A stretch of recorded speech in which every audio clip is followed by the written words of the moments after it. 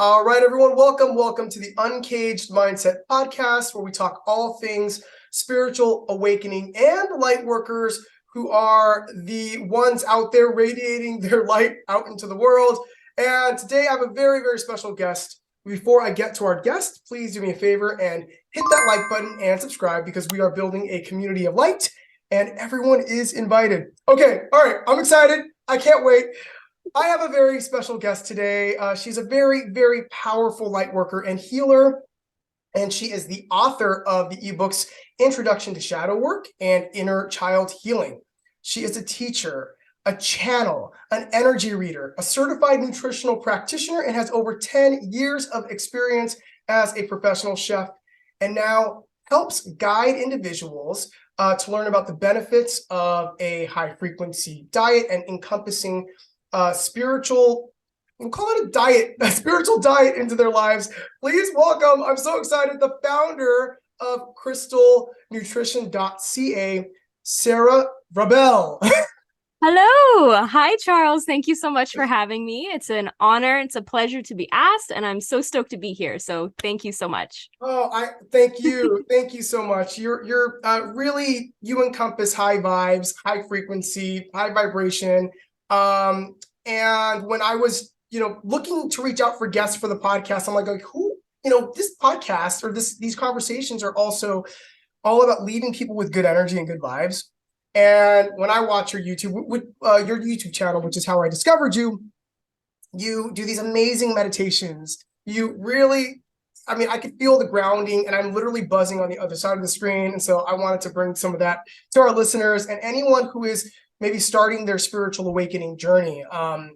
And so, Cyril, I wanted to start with that, the spiritual awakening journey, because I know that it's individual for everybody. Everybody has their own time of awakening. And what I love about your channel at Crystal Nutrition is it's like an index. It's like if you are beginning like your spiritual awakening, and like for me, I'm like, where do I find this information? I'll talk to someone who's awakened and they're like, oh, I just get these downloads and I'm like, yes, I want downloads too. And then you just have to know. And I'm like, and they're skipping like 8 steps forward. But I love your channel because you've got a playlist for everything. You've got like a video all about just protecting your energy and a spiritual bath. And, so I guess let's just start with that. Spiritual awakening, Sarah, where did your journey begin? How did you stumble upon all the knowledge that you have? Because you know so much and you do so much. Thank you. Thank you so much. Well, I'd have to say, first and foremost, I'm definitely still a student. I think we're all students of life, and I have knowledge and I do channel, but I'm learning and figuring it out along with everybody else. In terms of spiritual awakening, I think when I was younger, no, definitely when I was younger, I had some spiritual gifts, but I didn't really understand them. And I didn't really I would see certain things, or I would see like figures, and there was no people there. So that kind of freaked me out as a kid because I didn't have an understanding, and I didn't really have anyone around me that knew what it was either. So I asked for it to go away, for my gifts to go away, because I was really uncomfortable with them. And you're like 10, 11, 12, you want to be able to sleep through the night. You're like, you're scared of the dark, whatever. Like the last thing you want to do is like be dealing with energy that you're perceiving. So as soon as I asked for it to go away, it completely went away. And I didn't start to dabble back into spirituality until my teens. I want to say maybe around 15, 16, 17, I started playing with cards, like not tarot cards, but more oracle cards. I have like this beautiful animal totem deck.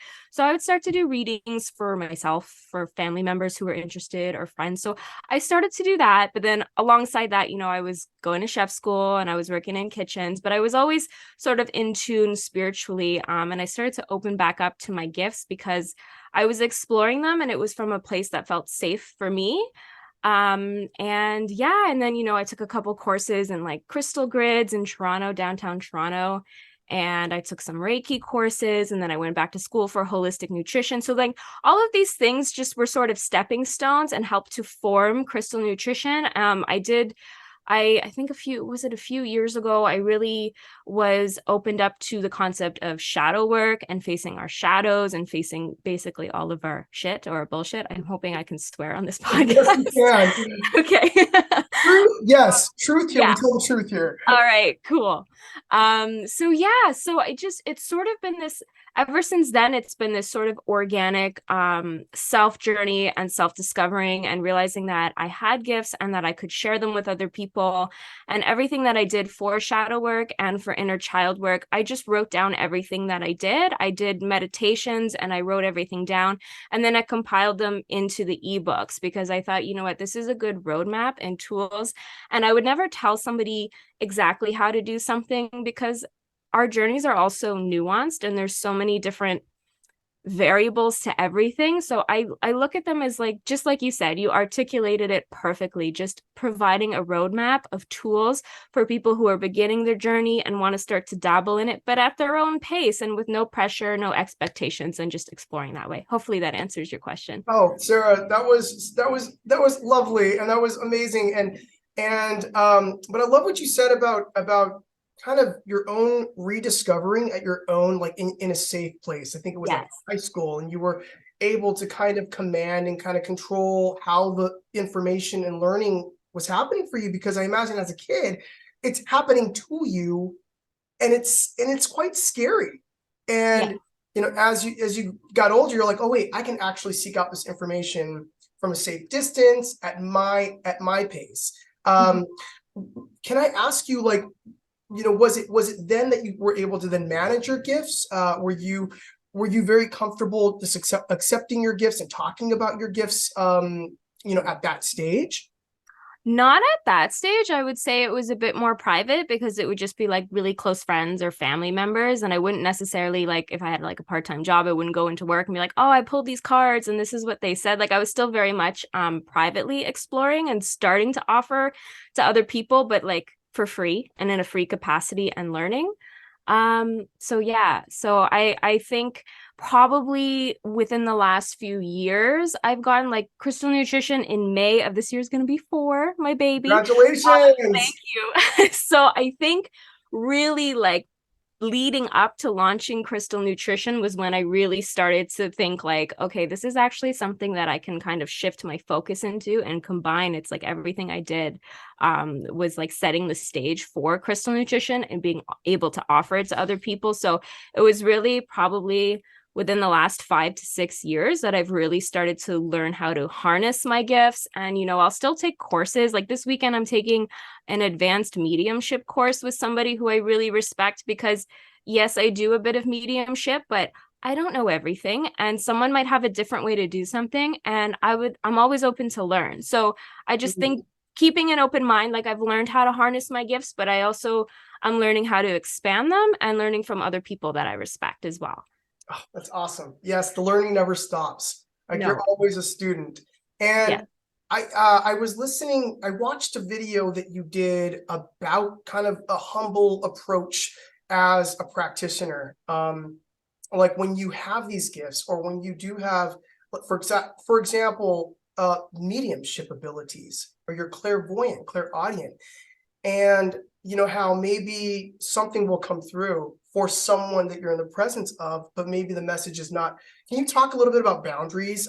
Because I thought it was fascinating, the way you explained it in this video. Yeah, I would love to talk about boundaries. So I don't read people unless I have their permission. That's just like a code of moral ethics that I abide by. Like there's a couple different reasons why. Like first of all, I think it's gross and it's an intrusion on someone's sovereignty, their energetic sovereignty. Second of all, like they might not be ready to hear a message. You might freak them out. It could close them off. It might not be in alignment for them at that moment in their journey. And third of all, like though we are, light workers and star seeds, we are still in human bodies and we still need to exist in the world and do our grocery shopping and do things. So that gets really overwhelming for the person if you're so open all the time and you're getting all these imprints and these messages from people have crossed over, or like stuff about their health. Like it's not really your business to tell somebody unless they've asked you or they've given you permission. But also, like, it's not a good way for you to exist in the world because it's so overwhelming. There's no boundaries, and it's like if you can't even function to go grocery shopping, like, there needs to be a cleanup and some boundaries here. And if you approach someone or someone approaches you and says, hey, I'm getting some messages, I'm wondering if I could share, and then if they say yes, like, in my opinion, that's totally fine because there's been consent given and they've given their permission. But if you just like cold call and go up to someone and be like, has your mother passed? I'm getting a message. It might not be good for them to hear that. So you always want to, in my opinion, with ease and grace, and abide by a code of ethics when you're doing energy work. Oh, Sarah, this is such a great conversation because Yes. one thing, yes, I mean, and I'll tell you that this isn't talked about enough in the spiritual community. Mm-hmm. You know, we talk about spiritual awakening, and you'll hear, either gurus or people just on their spiritual awakening journey get so excited, and they'll either have a lot of followers on YouTube, or you see them on a talk show and just like, wow, that's so profound. But there's also high frequency spiritual people that are also going around kind of pushing their gifts on people. And that's kind of how they get acclaim, Yeah. and, and in some ways, I feel like we're all one community. We're all here together. And how we get to the end is the beautiful part of the journey, is that it is individual, but it's also a together journey. We're supposed to be putting light back to the planet together. Yeah. And at the same time, there is no teaching out there to hold each other accountable. Like, nobody, like, we don't talk about this because, it's a very individual, I'm cleansing and clearing my own shadow work. However, it speaks to just putting some information out there, putting another conversation out there, that someone listening to this could hear that and be like, oh, wait a minute, am I telling somebody, about their deceased puppy when they don't want to hear that right now? Am I like, did I just do that because I've got this gift? But that's, it's both, because it's exciting to have a spiritual awakening. It's exciting to finally accept yourself. We want people accepting themselves. Yes, for sure. Yeah, totally. No, I completely agree with everything that you just said. And I think I just feel like I am of the belief that if you have spiritual gifts, yes, they can be fun and they can be exciting, but they also come with responsibility, and learning how to use them responsibly and how to use them ethically as well. Well, with that, because I'm sure you teach a course on that, I have so many questions for you, Sarah. I really do. Totally fine. I come from the place of, if I didn't know anything, and I really don't know anything, but if somebody, because we could talk about indigo children and crystal children and Starseed Ascension, but like, I have an idea of what that is. But for someone listening, because you know a thing about crystal children, indigo children, I think rainbow, is it rainbow? Yep, rainbow. Yeah. Can you discuss the differences, and why is it important to know about, I guess, I don't know, these energies coming through, these new, Yeah. the future to hear? Like, why is that an important, in this age of Aquarius, this information? Totally. So, first and foremost, like, I think, it's important to say, like, there's a bunch of different soul types, and you can be like both. You can be a bit of an indigo soul, fiery, independent, but also have a crystalline element to your soul as well. So you can be a combo. And I think there's different kinds of souls or children that are coming through, but it's also important to acknowledge that, like, there are souls that are already here that are adults now, or young adults, or perhaps I think more so indigo, I feel, for elderly people.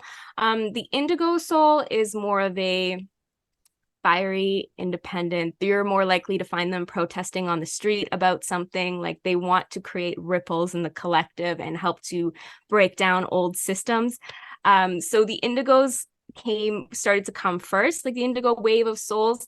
And then they started to give birth to crystal children and to star seeds and a starseed soul is a soul that has a cosmic origin, not just an earthbound origin. So that doesn't mean they haven't been to Earth many times before, but they've also had other experiences of their consciousness in different planetary capacities. I believe that we all come from the stars. So I think there's a little bit of starseed in all of us in some capacity, but I think I think there are some more earthbound souls that are more into the 3D and have had a lot more earth experiences. But I think all of us have a little bit of cosmic stardust in our DNA. And the crystal children are here to really help out all of these souls, really, but the crystal children are really here to help elevate the vibrational consciousness of the planet. So the planet is going more towards a crystalline frequency. So when you have crystalline souls, crystal children, crystal adults, whatever you want to call it, they're helping to amplify that crystalline frequency within the earth. So crystal kids really like crystals. They really like sacred geometry. Like I definitely identify as a starseed and like a crystal soul. Like I love crystals. Now, just because you love crystals doesn't necessarily mean you're a crystal soul. Like it could mean that, but Oh man. nuances, right? Like I just want to put that out there. Like, oh, I love crystals. No, like some people just like shiny things, and they could be indigo or they could be starseed, like whatever. And then the rainbow children are the way that I interpret the information. Like if I was to, when I channel it, the rainbow children are the newest type of soul that are coming to the planet, and they're really, really high frequency. And they're, in terms of like, they all have different dietary capacities, which you can look up on my website, crystalnutrition.ca, just if anyone wants to quickly, I want to plug my site, but also if you want to just quickly look at the like the different meanings and the different diets, it's all on there. But the rainbow kids are all about color. I mean, you could say all kids are all about color, but the rainbow kids in particular, they hold a really high frequency, and they're really, really sensitive with their diet. So for rainbow kids, they're coming in and they're getting, all of like, they're getting the allergies, they're getting disrupted by the pollutants in the air and the stuff that's in our food. So that if you were to look at this from a higher perspective, like the benefit of them coming here is they're going to help to force that change and that shift in the earth and the systems, like our agriculture and the way that we do things, because we're going to have like so many souls that are like, I can't eat this stuff, or I don't want to eat this, processed food because like I'm physically sick. So you're going to have parents that are like, oh my gosh, and they're going to be trying to serve a more whole food, colorful diet. So the rainbow children are all about eating colorful foods and different colors in the different rays. So red foods with the red chakras are more grounding. Like this applies to everyone, but the rainbow children are specifically more sensitive to this than the rest of them. And I think it's important to the second part of your question. I think it's important to know the different types that are coming in, because we need to know how to work with them and because they're here to teach us. So when they come in with these allergies or these sensitivities, and we're learning about them or how to work with them, we're learning how, like, slowly over time, each person, if there's a bunch born in different areas of the world, then these different areas of the world are learning how to work with them and how to change the vibration of where they are. So it's like this ripple effect. And then that's how we're raising, like, I really feel like all the shifts we've been going through since 2020, but even before that, there's just a change or a shift of the consciousness of the planet. So these souls are here to help us do that. Sarah, I got chills, by the way. By the way, I literally, like, my hair is standing up right now. It's synchronicity. It's the energies are strong. I'm definitely, because before this, I'm like, whatever messages to come through, allow those messages to come through. So important. That's just, wow. That is profound. That is huge. It's, again, it just brings us back to we're not alone. Like everything and everyone and every soul, every energy is doing its job. Like as we speak, just because you're, I was gonna say you're here. Actually, no, you're in Canada. It's actually like a blizzard over there. It's snowing. It's snowing outside, everybody. We're getting 20 centimeters of snow today. And Charles is in LA. I'm very jealous. I am. It's so hot and sunny. But like, we're dressed. Yes, there are light workers or crystal children, rainbow children in other parts of the world doing, serving their role. Everyone has a role. It's important to know about it all, but don't try to know it all in one day, because you can't. It is definitely a journey. And Sarah, one new piece of the puzzle that I am like barely starting to learn about, and this is why I wanted to have you on, is this idea of nutrition, is this idea, you mentioned a little bit about it when you were talking about the rainbow children with the sensitive diets to, or sensitivities to processed foods. Okay, these are things that we would talk about, like, oh yeah, our food's processed, oh, there's things in them. But I'm now starting to learn about just that there's like, there are foods that allow us to open up and stay connected to source. And there is a way in which we should be examining like our bodies, our systems, and what we're putting in that may be either lowering our frequencies or shutting off parts of ourselves that should be open. And I'm very, very new to this. I've been like recommended by a few people in my life to quit coffee or to start tapering off of coffee. So I'm working on that right now. But it's like, okay, when one person says it to me, and I'm already thinking it, and then two people say it to me, like in the same week. And then last night, I'm at my meditation group, and they're talking literally about our bodies and our liver and the divas, and the angelics. I'm like, we've never talked about this in our meditation group. And like, so 3 times, and now you're here today. Yeah. Sarah, I know this is going to be an entire workshop, but I saved this question to the end. What can you tell us, a beginner's guide to crystal nutrition, to what you teach, and what you teach in terms of the spiritual diet?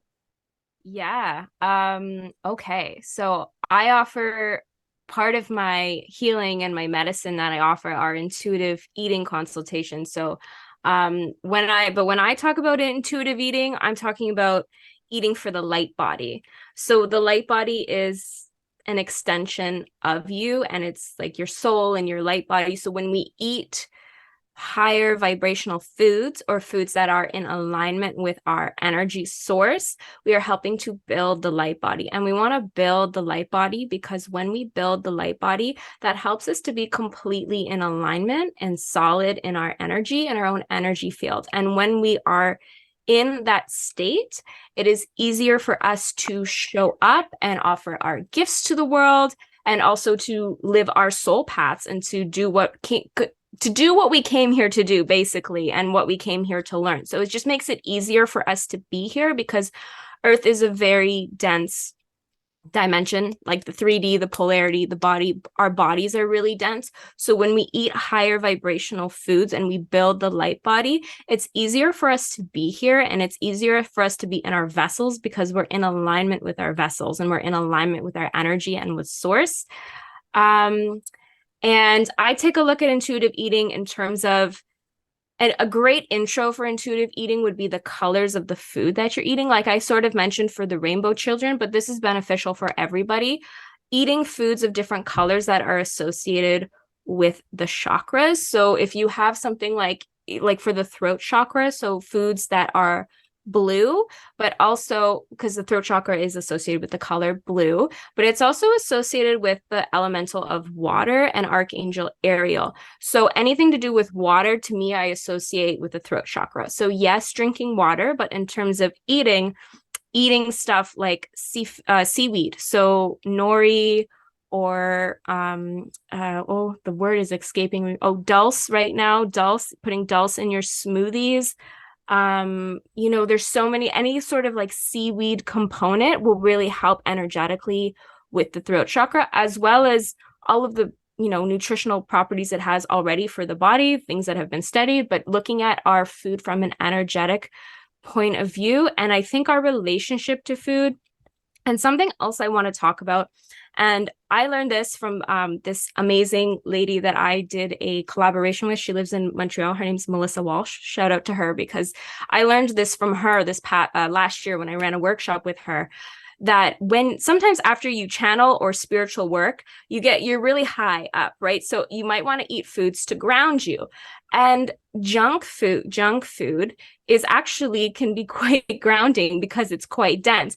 And that made so much sense to me because I do these monthly meditation circles. And I'll tell you right now, after they're done, I am starving and I want to go to McDonald's. And I have gone to McDonald's for a burger. So let's collapse the fucking illusion that I'm eating salads and smoothies and juices all the time, because I'm not. I will do the circle and then I will go through the drive-through and I'll get like a McChicken or whatever, just fries.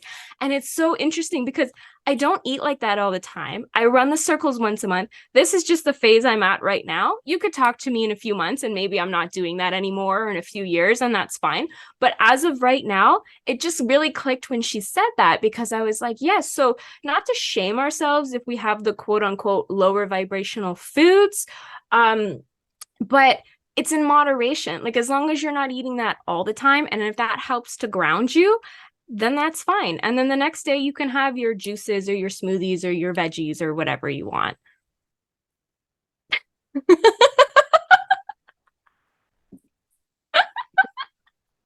I am pretty confident. This is the only place you'll hear this, and I love this, and I love that you're saying it. Yes, and this is coming from a certified nutritional practitioner, so I'm going to take your word for it. Thank you for that. Oh, well, Sarah, I honestly could pick your brain all day. Please tell me you'll come back. I would love to come back. It was such a pleasure being here. You are a pleasure. And I just want to let everyone know, this was my first podcast ever, and Charles has been nothing but professional, and he's just wonderful. Gosh. So I would absolutely come back. That's a huge compliment. You brought the energy, you brought the light, which is what we're here to radiate to everyone else. So thank you for being you, Sarah, being a light in this world. Everyone, please follow and subscribe to Crystal Nutrition. Sarah, where can people find you if they're looking for a reading, they're looking for a consultation, they're looking for a meditation retreat? Where can they find you? What's the best place to contact you? The best place to find me is on Instagram. It's at Crystal Nutrition, just like that, one word. My email is crystalnourishment@gmail.com. My website is crystalnutrition.ca. I do have a YouTube channel, like you mentioned. It's Crystal Nutrition with 2 N's, and the Facebook is also Crystal Nutrition with 2 N's. And that's where you can find me. So reach out via email, DM me on Instagram. Yeah, I'd love to connect with more of you guys, and hopefully you guys all got something out of this podcast, because I definitely did. It was very cool to be here. So thank you.